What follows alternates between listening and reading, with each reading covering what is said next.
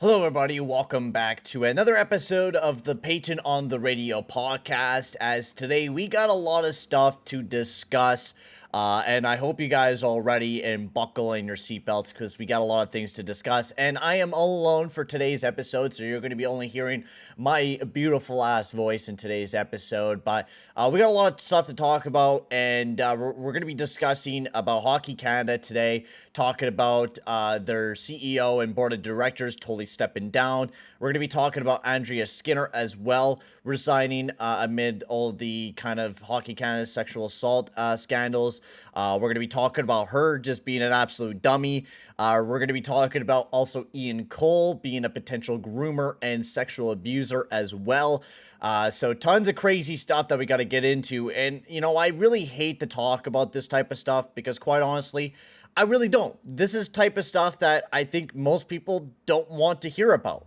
No one wants to hear about this stuff, and it makes me upset that I gotta talk about this on a daily basis because hockey culture, there's a bad hockey culture. It's toxic right now, and I've seen it personally myself. I've dealt with, bullying and hazing and that type of shit. It's not fun. It's not fun. And I'm going to talk about it in a lot of today's episode. I'm going to talk about my personal experiences with it. I'm going to be talking about all of Hockey Canada. And I'm going to be talking about the post that she went by Emily Smith. That's not a real name, but she made a fake account talking about, well, not a fake account, just a kind of a dummy account so she doesn't get harassed or anything like that, which is totally understandable. So we're going to be talking about that. We're also going to be talking about predictions for some NHL awards and some of the games that happened on day one, as today we're making this on Wednesday, so I won't be able to talk about the game that happened against the Oilers. And I'm also going to be talking about myself going all the way down to Edmonton to watch a Edmonton Oilers game, so I'm very excited about that. So let's jump right into the very first thing, and I feel like I want to talk about this right off the get-go, and that is all about Hockey Canada and just everything going on with them right now. I think this is very much a topic I would like to talk about because this is something that has been pretty messed up, to say the least, lately. It's kind of just messed up, man. It's crazy how these guys just decide to hide things up and have a whole fund to hide this crap up. It's ridiculous. So we're going to be talking about Andrea Skinner. She was kind of the first person to resign. This was, I think, way back on October 8th, so a few days ago now. But she basically stepped down from Hockey Canada, and she said some pretty controversial things. So she stepped down, saying that upon reflection, it's clear to me from recent events that it no longer makes sense for me to continue to volunteer my time as interim chair of as a director of the organization. Which she kind of said at a House of Commons Heritage Committee. She said that toxic behavior is a society-wide issue and that it's counterproductive to use Hockey Canada as a scapegoat. Now, yeah, totally understandable. Yeah, using Hockey Canada as a scapegoat, totally understandable. But to be quite honest with you guys, you have hit up so many things. There has been millions and millions of dollars put into this fucking fund to hide certain crap and to hide certain crimes and to just pay off the victims. Isn't that just a little bit messed up? Like, we're not just using you guys as scapegoats. We are telling you guys that you guys have a fucking problem and you guys need to fix it. You guys need to be accountable for the things that you guys have done and how you guys have handled this type of shit since the 90s, man. It is crazy how these people just are so moronic, man. How can you be this stupid to say that type of things? Yeah, is it a society-wide issue that we have some fucking problems? Yeah, without a doubt. But a lot of this is coming from hockey players. And a lot of it is also not just hockey players, in sports in general. It happens in football. It happens in a lot of sports. And we just, of course, us hockey fans don't notice it because we don't, watch other things. But it happens in other sports as well where we see hazing or guys sexually assaulting girls or whatever it may be. We see this type of stuff happen in other sports as well. And saying that it's counterproductive to use Hockey Canada as a scapegoat is stupid. Yeah, you guys are the main people. You guys are Hockey Canada. You guys are a big thing in Canada. And for the fact that you guys have been fucking hiding and using funds to hide up a lot of crappy sexual assaults that you guys been hiding over the past few years is absolutely garbage. Like, for one example, Graham James. They threw, what was it, $9 million in settlements since 1989 to 21 alleging sexual abuse. The bulk of the money went to compensation for complaints in the case of the Graham Jones. So they're basically paying off people that, this Graham James, who was a messed up human being, who also was the guy that sexually assaulted Theo Fleury. If you guys never read the book was absolutely just disgusting to read what this guy has done to those players. And it is disgusting. Absolutely fucking disgusting how many guys he sexually abused and what he did to them. It ruined Theo Fleury. It really did ruin Theo Fleury mentally and almost drove him to kill himself. This is stuff that we can't just be joking around about, because this is some real shit. This is some real stuff that we gotta discuss and that we gotta fix. Hockey Canada has a serious problem, and saying that that all of us are using Team Canada or Hockey Canada as a scapegoat is a joke. It's not. And for people, and especially Trudeau, to like, oh, we're just gonna make a whole new organization and name it Canada Hockey. Do you really think that's gonna fix anything? Yeah, let's just make a whole new organization here, guys. This will fix up all the sexist and crazy ass shit. That will fix up everything. Yeah. No, it will not, guys. Just because, we're going to make a whole new organization won't fix the problem that we've been having to deal with. It's crazy. And the biggest thing that we've been having to deal with right now is the 2018 World Junior team sexually assaulting a lady who was 8 players involved in it. And of course, she was heavily intoxicated. So they also threw $3.5 million into trying to settle that lawsuit as well. And, all the fees that, my parents paid for, oh, guess what that was going towards? Oh, yeah, it was going towards a huge fund to cover up all this other garbage. So the money that I'm paying Hockey Canada to play hockey is being used to cover up this crap. That is absolutely disgusting. And even some people like Bob Nicholson, who is the head of the Edmonton Oilers, hasn't said a fucking lick about it. Not a lick. And this is another guy that has done a lot of messed up crap and made a fund to hide up all these stuff. Isn't that just crazy, eh? And not just that, the Edmonton Oilers owner, let's talk about him and him, trying to pay a lady to have sex with him and pay fucking thousands and thousands and thousands of dollars and fucking annoying the shit out of her. Like, my God, man. How many disgusting ass human beings do we have to see and have to talk about on a daily basis? It is absolutely crazy, man. It truly is crazy, and there's definitely a lot of things that need to be changed. And personally, myself, like, I've never had to see any of these types of things, but the multiple times where I was in the locker room and a guy got a nude photo and were to show everyone in the room.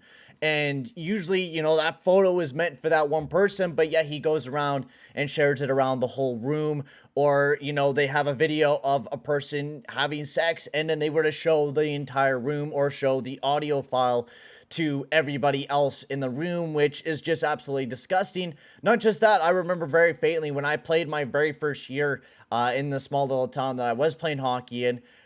Since I was one of the younger guys, we were bullied almost every day that we went into the locker room. We had to fill up the guys' water bottles. We had to pick up their garbage. We had to just about do everything. We had to pay for their food, and they were to push us around. They dumped one kid in garbage one time. So personally, this shit needs to be changed.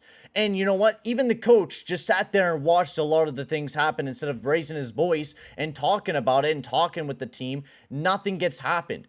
There's a lot of these kids that are just fucking, their families are so goddamn rich. They are just spoon-fed everything and given everything in goddamn life. And they just act like douchebags and treat everyone like garbage because, oh, they're big and rich and everything. It's just absolutely disgusting. And there's a need of a culture change in just about everything. We need to just teach respect. It's not that hard. You need to teach respect to just about everybody that you go out with. Whether it be a woman or a guy, you need to have that respect towards that person and not just be a douche canoe dumping him in garbage or making them fucking what. There was one where I read a story about him having they pissed on a popsicle and fed it to the guy. There's so much shit that's so messed up. And yet we're not really doing anything about it. We talk about it and then it goes away like nothing has ever happened. It is just crazy to me how we continue to cover this stuff up. And, the whole board of directors just basically dropped out because it's so crazy. And sponsors are dropping out because of what Andrea Skinner had to say, that basically it's really not our fault. We shouldn't be the scapegoat for everyone. It's crazy. They're losing sponsorships. Hockey Quebec has just made their own thing. It's just crazy, and everything is just blown up, man. It's crazy. And now we have this Ian Cole thing as well, where he groomed an underage chick and is looking like he's had sex with an underage girl. Like, Jesus Christ, what are we getting into, man? Now, this is just all allegations, so nothing is proven, so Ian Cole could totally be innocent here in this situation. But if Ian Cole is actually, not, or is guilty, this is messed up, man. This is seriously messed up on how the fact that he showed former teammates and bragged about him sexually assaulting these girls is absolutely mind-boggling to me. Mind-boggling to me. What goes through a fucking person's head to say, oh, you know what, I sexually assault this person, but yeah, you know what, let me just go fucking brag about it to everyone. That's a real good idea. Let me just brag about it. No, why? There was so much things where he was like, he legit bragged about sleeping with other girls and how the girls thought they were dating with him, and just the most misogynistic shit, and like played around with her, this chick that made the tweet. It's just so crazy. And then how he slept with other girls that were in the same school. It's crazy. It is absolutely crazy. And then when she tried to go up to him and tell him like, hey, this is horrible, the guy made fun of him or her. And then when she wanted the guy to wear a condom, she was like, oh, you're probably riddled with STDs. I would recommend going and reading the tweet. Emily Smith, I'll put the tweet down, the link in the description below. First of all, that's why I'm not really reading over a lot of it, because there's a lot of stuff that is a little bit messed up to hear, and definitely something that you really don't want to hear on a daily basis. So if you want to go read the full tweet, I would link it down in the description below. Go check it out, read it if you want to. Viewer discretion is advised, of course. But it's incredibly shitty what we're continuing to hear, whether it be allegations or not true or whatever it may be. There is a decent amount of them that are true, and there's going to be a good bulk of them that are. And that's just the thing about it. And a lot of these are coming out more and more. We've seen it with the beach situation, which was incredibly messed up, and somehow the Chicago Blackhawks just hit it up for years, and the NHL just didn't look into it. They just said, okay, yeah, you guys have this. All right, good. Good. You guys could deal with it. NHL have misused and have poorly has taken care of these situations. And that goes with Hockey Canada as well. They have, really have mistaken with these things. They are messed up, and they are really messing up handling these situations, which they shouldn't be. They should be handling these situations with full seriousness, and it looks like they are with this Ian Cole situation. He is suspended with pay right now, so he's not able to play with the Tampa Bay Lightning, but this is just, it's continuing to tack on and tackle on and tackle on. It is incredible and crazy how this stuff continues to stack on upon stack on. And this stuff, a lot of it is true. I've seen it before. There's a lot of this hazing and a lot of these messed up coaches that do this type of stuff. It is real. It's not like these people are trying to get attention from it or whatever it may be. This stuff could be true. And I think that, taking with a side look, as this could be potentially true, but Ian Cole could totally be also innocent as well. So let's move on, and we've done the full 15 minutes of talking about this. So let's move on to the next topic and talk about, we'll talk about yesterday's games. So the games that we're going to be talking about are opening day. We won't be able to talk about any of the games that are happening on Wednesday, October 12th, because of the recording of this episode. I'm about 2 hours away from the starting of all those games. So let's talk about the two first games of the season, which we'll talk about the Rangers and Lightning, and we'll get on to that. All right, we'll talk about the very first game here. Tampa Bay Lightning going up against the New York Rangers, which the Rangers won 3-1 in the NHL home opener, season opener. And this game was quite entertaining. If you guys didn't see, I was live for the this game as well, and it was quite a fun game to watch. I thought the Tampa Bay Lightning were doing quite well 5-on-5 wise. The Rangers really did finish off the game quite well. I thought the Tampa Bay Lightning held up pretty good during the first period, not bad during the second period, but the Rangers really they took full control. They played really well on their power play. They didn't do terrible 5-on-5 wise. I wasn't too impressed 5-on-5 wise, but honestly, just an overall not a bad game here for the New York Rangers. Mika Zibanejad got the first goal of the game, and then Stamkos to follow it up, and then Zibanejad and Gaudreau to follow it up right afterwards. But yeah, pretty good game here by the New York Rangers. Some good players that I would like to talk about. Laffy didn't look that bad in this game. Trocheck didn't do terrible. But we'll have to see how the Rangers do, because, like, honestly, it wasn't a bad game, but I still say they did struggle a little bit 5-on-5 wise. It wasn't always the best game 5-on-5 wise for the New York Rangers, but I was a real big fan of their defensive core. Trouba played really well. He played a big 25 minutes here in the game, playing way more than Adam Fox, which kind of blows me away, because I think Adam Fox should be getting way more ice time than what he's getting. But he's getting more special teams time than just about anybody else. Not getting a whole lot of 5-on-5, but I think Fox, without a doubt, should be getting the most 5-on-5 time, and probably even playing more than Trouba, to be quite honest with you. But their defense looked really good. Keandre Miller had a really good game. Shesterkin made a lot of the big saves the Rangers need him to make. He's already looking prime this upcoming season. So if you have him in your fantasy team, man, you are lucking out, because Shesterkin is looking insane. He made a lot of big saves throughout that game against the Lightning. Just looked really, really good. Same with Keandre Miller. I'm really liking his game to start off the season. Miller's just looking really nice and sturdy. He made some big hits, moved that puck around, was a really nice player alongside Jacob Trouba, and I think they could be a really good defensive pairing this upcoming season. And then Schneider and Jones, I really like them as well. They played pretty good for the amount of minutes they did play. I thought they didn't play too bad. Just about everybody in general I really liked for the Tampa Bay Lightning. Even like the Reeves. Now, the one thing I do need to talk about, though, is holy crow. The Rangers got to stay out of the goddamn box, man. They took 6 penalties throughout that game. Gaudreau took so many dumb penalties, whether it was that stupid elbowing penalty or tripping or whatever it may be. Gaudreau was just a dummy out there. He needs to stay a little bit more disciplined, because taking those types of penalties is really going to screw you if, you know, you're going to be going up against a team that is really, really good on the power play. So I think moving forward here for Gaudreau, he has to stay out of the box. He can't be taking those types of penalties, especially in a game where you're going to be going up against a pretty good offensive team like the Tampa Bay Lightning. You can't be taking those types of penalties, so you got to stay out of the box.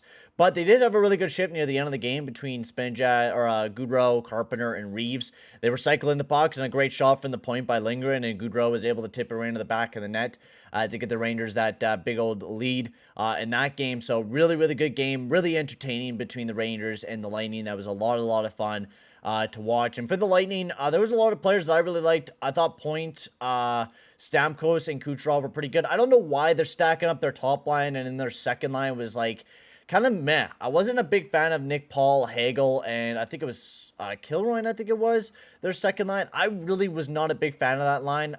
You know, I was watching them. They just didn't generate a whole lot of offense. They didn't play too great defensively. I think you need to split up the Stamkos, Point, Kucherov type of line, because stacking it all up and to not have it very much for your second line is not ideal. I think maybe putting Stamkos as your second line center, or as your first line center, playing alongside of Kucherov, and then Point as your center. But I think they're mostly trying to play Stamkos as a winger. And if so, then maybe put Stamkos on the second line with Nick Paul or something.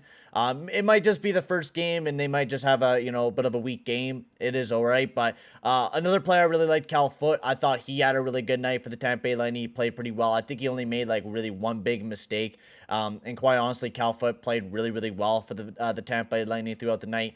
And Sergachev looked pretty good alongside of Cernak, so another good pairing with them. And then Fleury and Myers didn't look too fantastic, but pretty fun, entertaining game to start off the season. But what was even better was the next game that happened right afterwards between the Los Angeles Kings and the Vegas Golden Knights. That game was absolutely entertaining as all hell.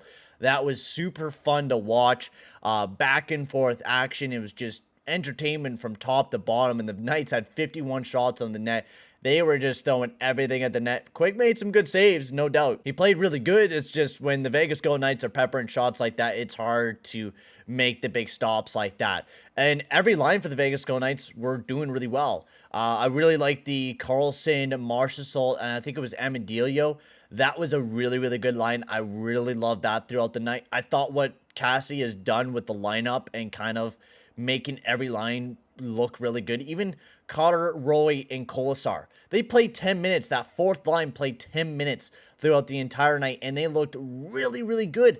I thought they were insane with how good they were looking. Nicholas Raw was looking amazing, generating a lot of offense. Kessel, Eichel, Smith, I love that combo. Kessel was looking really good. Howden, Stevenson, and Stone didn't look that bad. There was just every line, I think, for the Vegas Golden Knights looked really good throughout that night. It was slow to start off, but once the third period hit, it was really good. And honestly, if I was a Knights fan, Eichel is somebody to be really, really excited about this upcoming season, because honestly, I picked him on 2 fantasy teams just because I feel like Eichel could be that total point per game player. And if he is that total player, the Vegas Golden Knights are going to have a really, really great season. And especially if you can get Kessel playing really well and just about everybody playing really well for the Knights, it could be a great season. Like, Kessel could be one of those best off-season move-ups, you know, especially at $1.5 million for a year. You really can't go wrong with that type of move.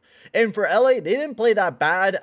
Their top line, they had some good opportunities, but the Vegas Golden Knights were just doing really good jobs of clogging up the seams and not really giving them a whole lot of room to breathe.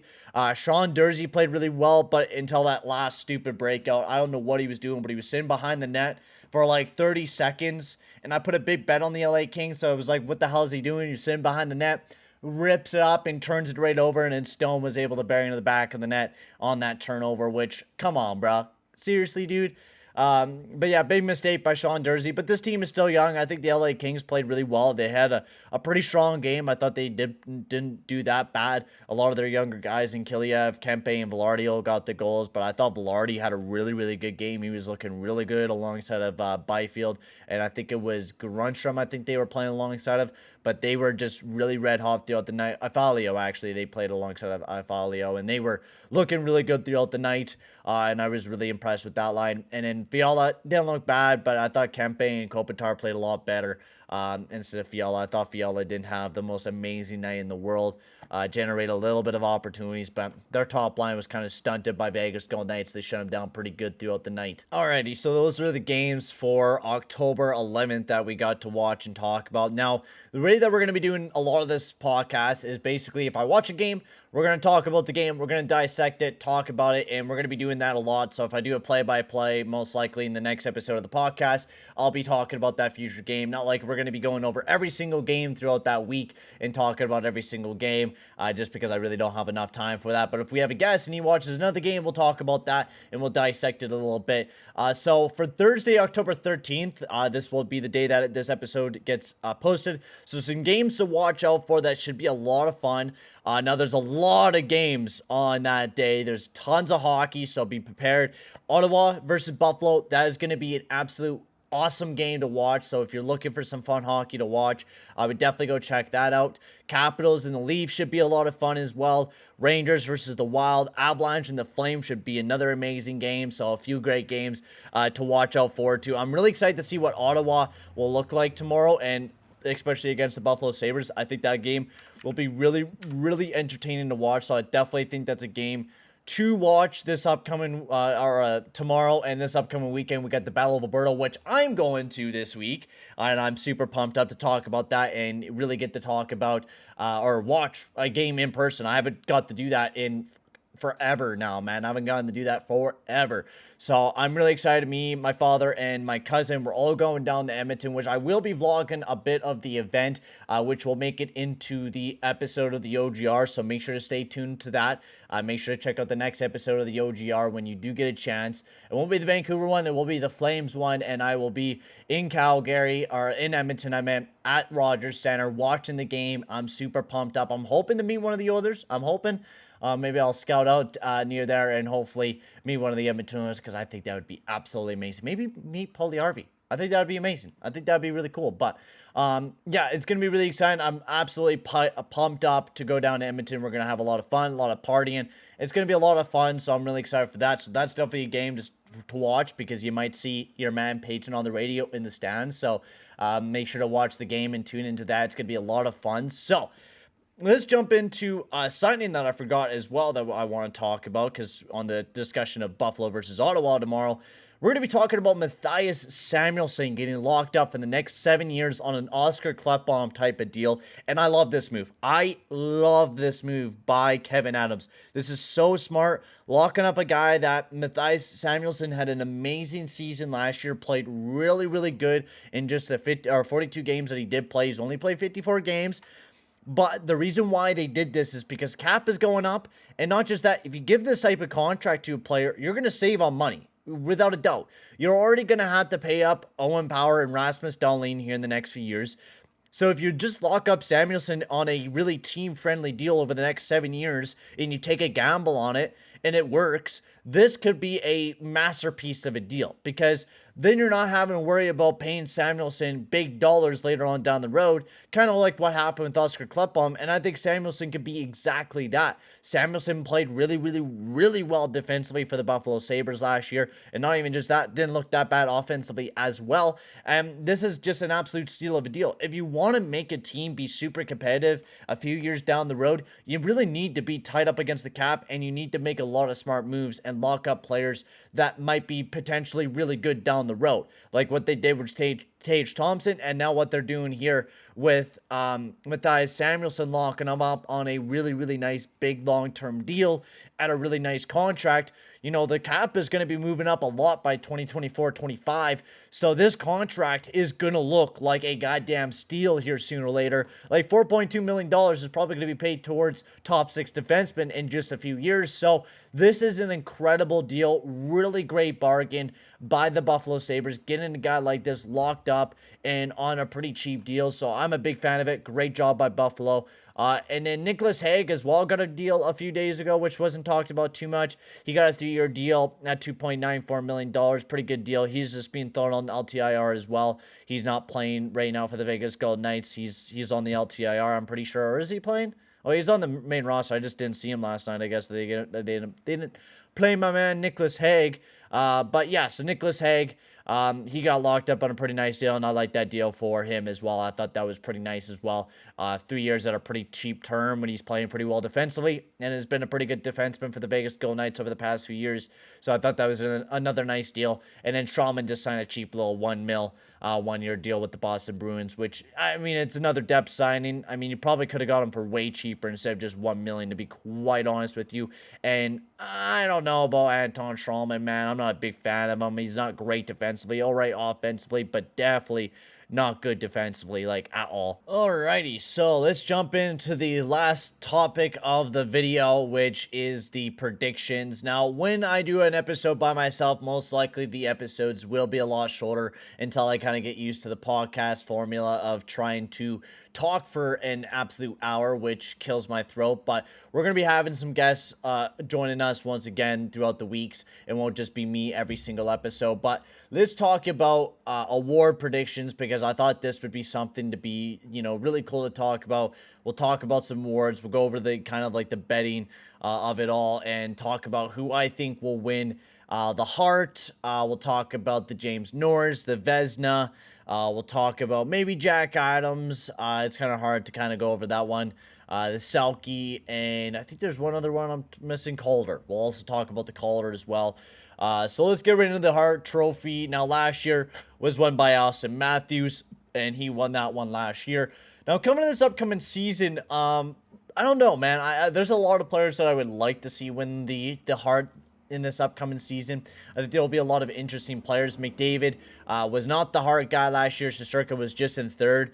But I think this year, I think McDavid's going to take back the Hart this upcoming season. I think McDavid's going to have a really big season.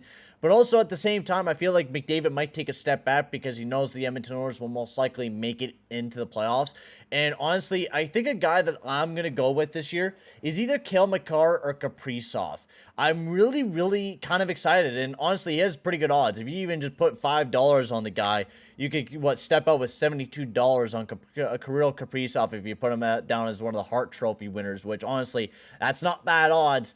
And Kirill Kaprizov had an insane season last year. He had like 105, 106 points last year for the Minnesota Wild. He's a big part of that team. Was really a big part of the reason why they made it to the playoffs last year. Well, not the biggest part. Dean Evanson's really a big part of that, but I think Kirill Kaprizov is a definite guy that you could throw into that Hart Trophy ballot this upcoming season. And honestly, alongside of McDavid, and most likely Matthews will be up there once again. You got to think Matthews is going to have another big season this year for the Toronto Maple Leafs as well. So I think for me, I'm going to just choose Kirill Kaprizov this year, winning the Hart with McDavid, and then Matthews is the way that I'm going to kind of go for this one.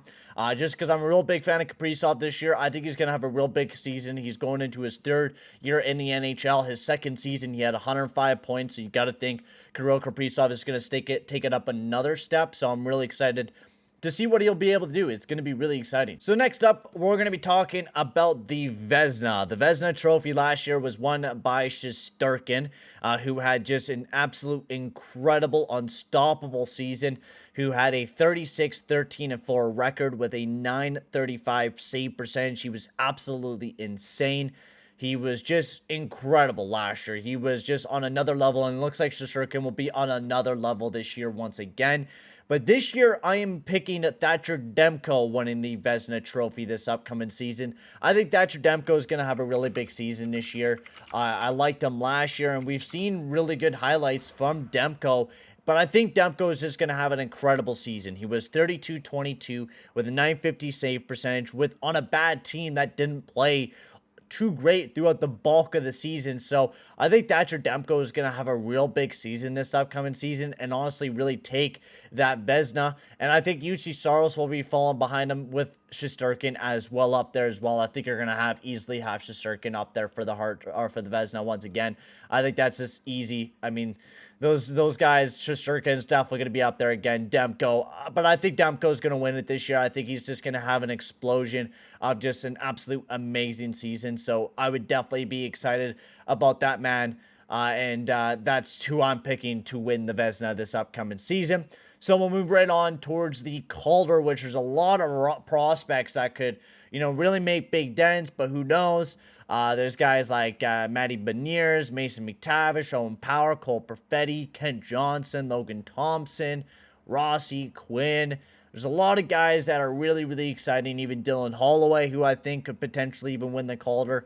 But this year, I think I'm going to kind of go, I'm kind of picking a lot of hot ones.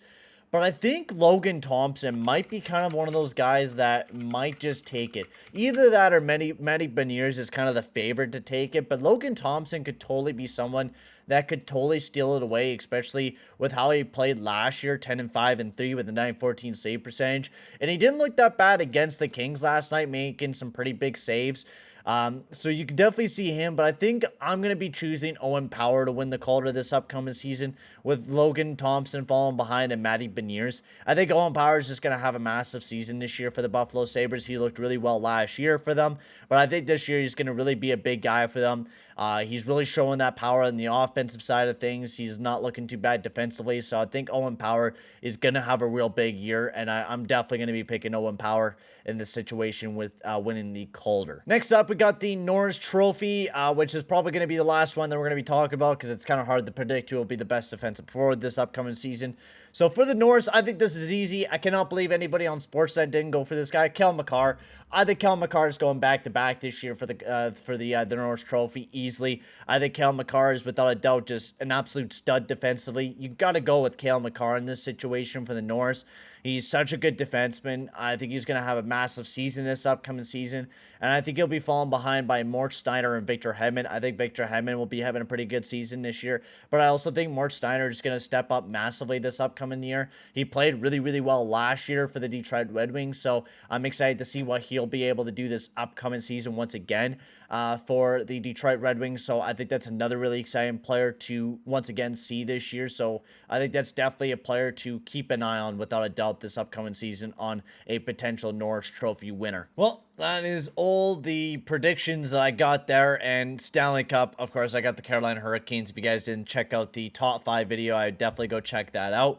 But that is episode 3 of the Payton on the Radio podcast. Like I said, the episodes with just me will most likely be a little bit shorter as I get used to the podcast formula. This is definitely kind of a new formula for me, and I hope you guys are enjoying these. I've been having a lot of fun making these podcasts, especially when I have people on. It's just not just by myself. I've been having a lot of fun making these podcasts. We're definitely going to be having Perlo on for more.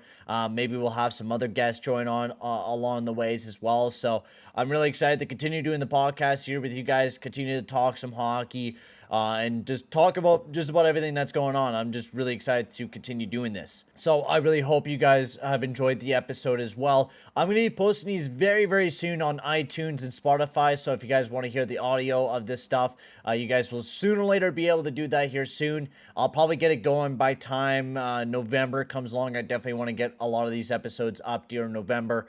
So you guys can watch them and stay tuned for everything that's going on. And I definitely want to get that going. So that will be happening here very, very soon, where I'll be getting all these episodes up on Spotify, iTunes, and wherever else you listen to audio-wise. So make sure to go and check out that. Make sure to go check out all my other live streams and everything like that, and all my other videos. Go check that out as well. Thank you guys very much for tuning in to another episode of the Payton on the Radio podcast. For now, guys, I'm Payton, and I'm going to be signing off here. Thank you very much for tuning in or listening, and I'll see you guys all in the next one. Adios, amigos.